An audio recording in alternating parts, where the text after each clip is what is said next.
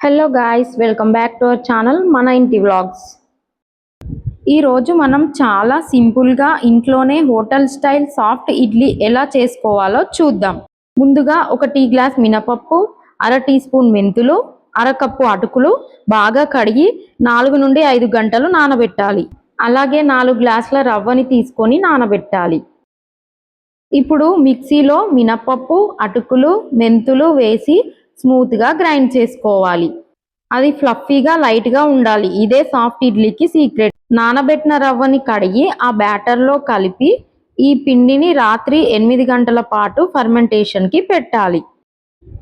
Next day morning చూడండి పిండి ఎంత బాగా ఫర్మెంట్ అయ్యిందో.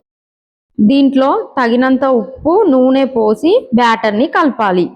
నూనెతో ఇడ్లీలు చాలా ఫ్లఫీగా వస్తాయి. తర్వాత ఇడ్లీ ప్లేట్స్కి కొంచెం నూనె రాసి ఒక స్పూన్తో బ్యాటర్ పోయాలి.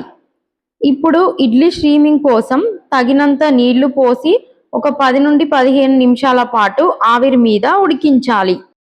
ఇడ్లీలు ఉడికేలోగా ఇప్పుడు ఇడ్లీ కోసం పల్లి చట్నీ ఎలా చేయాలో చూద్దాం. ముందుగా ప్యాన్లో 1 కప్పు పల్లీలు వేసి బాగా వేయించాలి. ఇప్పుడు అదే ప్యాన్లో కొంచెం నూనె పోసి కావలసినన్ని పచ్చిమిర్చి వేయించాలి. జీలకర్ర, వెల్లుల్లి కూడా వేయించాలి.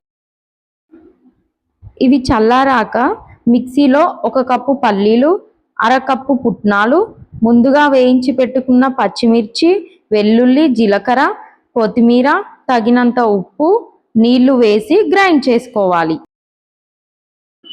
దాన్ని తాలింపు వేసి బాగా కలపాలి. అంతే, టేస్టీ పల్లి చట్నీ రెడీ. ఈలోగా ఇడ్లీలు కూడా రెడీ అయిపోయాయి. స్టవ్ ఆఫ్ చేసి మెల్లిగా తీసుకోవాలి. Soft and fluffy idli recipe ready. ఈ వీడియో కనుక మీకు నచ్చితే like, share and subscribe for more recipes.